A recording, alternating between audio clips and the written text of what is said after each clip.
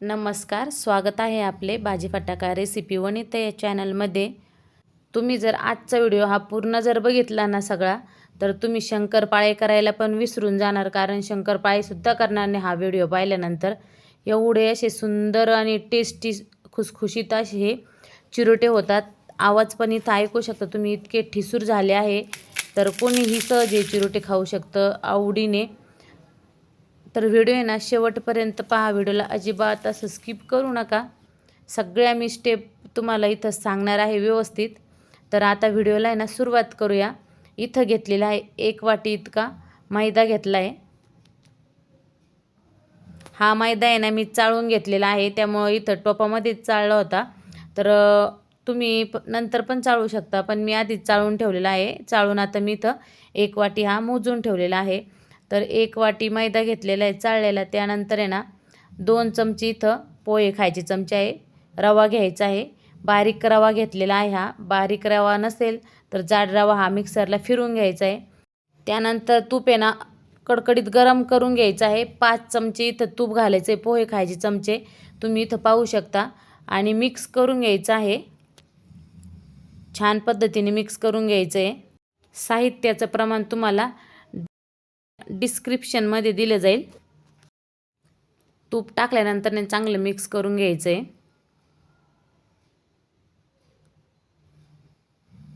आता दूध घ्यायचं आहे। दूध इथं रूम टेम्परेचरवरच घ्यायचं आहे।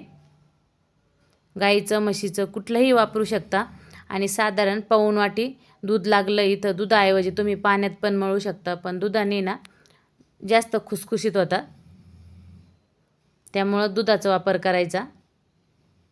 आणि हा डो आहे ना जास्त घट्ट पण करायचा नाही आणि जास्त पातळ पण करायचा नाही, थोडासा मीडियम करायचा। ज्या पद्धतीने आपण कणिक मळायला घेतो का त्याच्यापेक्षा थोडंसं घट्टसर करायचं आहे। आणि हे 15 मिनिटासाठी भिजू द्यायचं आहे। 15 मिनिटानंतर तुम्ही इथं पाहू शकता, आता पोळपाटाला थोडंसं तूप लावून घ्यायचं आहे आणि हे 2 भागामध्ये डिवाईड करायचं आहे। आणि परत आता याचे ना 3 असे गोळे करायचे, म्हणजे 3 चपात्या लाटायच्या आहे आपल्याला। तर 3 लेयरचे मी करणार आहे, तर 3 चपात्या लाटणार आहे। जर तुम्ही 4 लेयरचे करणार असाल तर तुम्ही 4 चपात्या इथं लाटून घ्यायच्या आहे किंवा 4 पोळ्या इथं लाटून घ्यायच्या आहे। आता साठा करायचा आहे, त्यासाठी इथं 3 चमचे कॉर्नफ्लॉवर घेतलं आहे।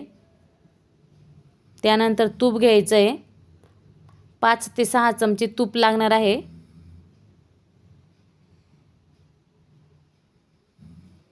आणि साठा पण तयार झाला आहे आता।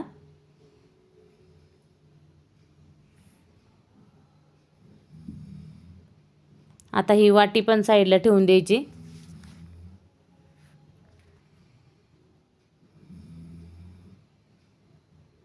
आणि पोळी लाटायला घ्यायची आहे। जेवढी पातळ लाटता येईल ना तेवढी पातळ पोळी लाटायची आहे।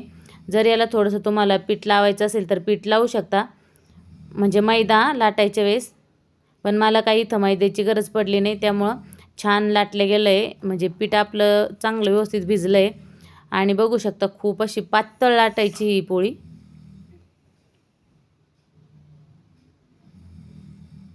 आता इथं आहे ना तिन्ही पण पोळ्या लाटून घ्यायच्या आहे एकसारख्या।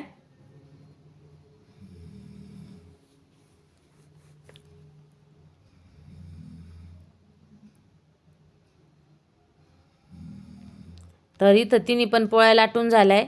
आता जो साठा तयार केला आहे ना तो लावायचा आहे। अगदी पातळ लावायचा आहे, जास्त दाट पण लावायचं नाही आणि जास्त पातळ म्हणजे खूप कमी पण नाही लावायचा।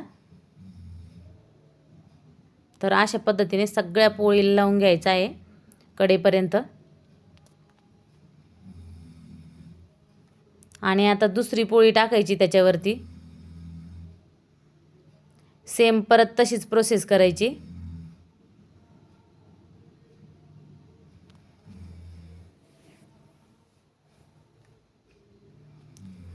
ह्या सगळ्या टिप्स जर फॉलो केल्या ना तर चिरोटे कधीच बिघडणार नाही।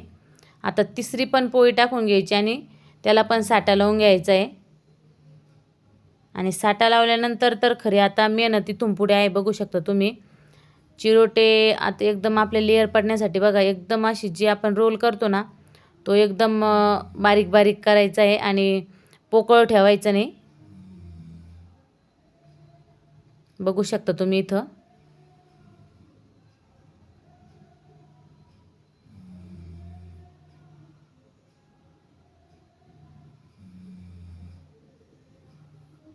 तर रोल तयार करून घेतला आणि दोन्ही साईडनी पण आता कड जे आहे ना ते मिटून घ्यायचे. आता याचे ना गोळे कट करून घ्यायचे आहे.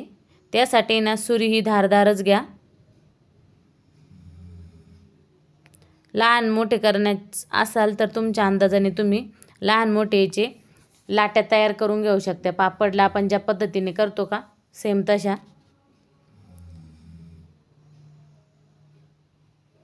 आणि पहा इथं आता सगळेच आता राहिलेले जे आहेत सगळे गोळे तयार करून घेतले. आता आहे ना लाटायला घेऊ. आता पहा उभी ठेवायची लाटी, जी लेयर दिसते ना आल्लाद दाबायचं आणि हलक्या हाताने लाटून घ्यायचं आहे. आता तुम्हाला जर छोटा चिरोटा ठेवायचा तर छोटी लाटा आणि मोठा ठेवायचा तर थोडासा आणखी मोठा करा. पहा छान लेयर जशा आहे तशाच लेयर राहिले आहे या. आता कढईमध्ये ना तेल ठेवायचं आहे गरम होण्यासाठी. तेल गरम होईपर्यंत आहे ना आपण जेवढे होईल तेवढ्या सगळे चिरोटे लाटून घेऊ. तर तेल गरम झालं आहे. सुरुवातीला ना थोडंसं तेल चांगलं कडकडीत होऊ द्यायचं आणि लगेच गॅस हा एकदम कमी करायचा आहे. चिरोटे सोडल्यानंतर आहे ना चिरोट्यावरती असं तेल सोडायचं आहे. पाहू शकता तुम्ही व्हिडिओमध्ये. आणि पहा इथं चिरोटे अगदी आपले फुगलेले आहे टम्म असे.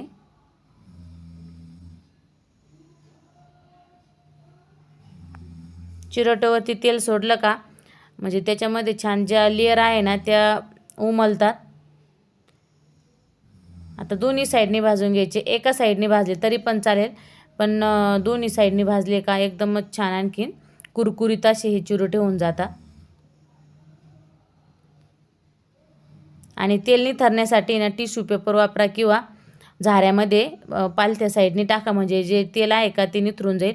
तर इथं सगळे चिरोटे तळून घेतले. बघू शकता तुम्ही लेयर्स किती सुंदर अशा लेयर्स आलेल्या आहे. अगदी गुलाबाच्या फुलासारख्या लेयर झाल्या या चिरोटे दिसत आहे. तर आता त्याच्यावरती ना साखर टाकायची आहे. सुरुवातीलाच बघितलं आहे तुम्ही चाळणीने किंवा हाताने साखर टाकली तरी पण चालेल. आता तुमच्या अंदाजाने तुम्हाला जर गोड जास्त हवे असतील ना तर जास्त साखर घाला आणि कमी गोड हवे असतील तर थोडीशी साखर टाका, पिठी साखर. तर पहा इथं आहे ना पिठी साखर टाकलेली आहे आणि रंगही बघू शकता तुम्ही अप्रतिम असा रंग आलेला आहे. आणि ठिसूर तर तुम्ही विचारूच नका. सुरुवातीलाच बघितलं आहे तुम्ही व्हिडिओमध्ये खूप असे ठिसूर झालेले आहे. म्हणजे कोणीही खाऊ शकतं हे, असं नाही की ज्यांना आपण म्हणतो ना दात नाहीत अशी पण व्यक्ती खाऊ शकते हे चिरोटे. इतके खुसखुशीत आणि ठिसूर झालेले. हा व्हिडिओ ना जास्तीत जास्त तुमच्या मैत्रिणींपर्यंत पोहोचण्याचा प्रयत्न करा आणि लाईक सबस्क्राईब तर कमेंट पण करा.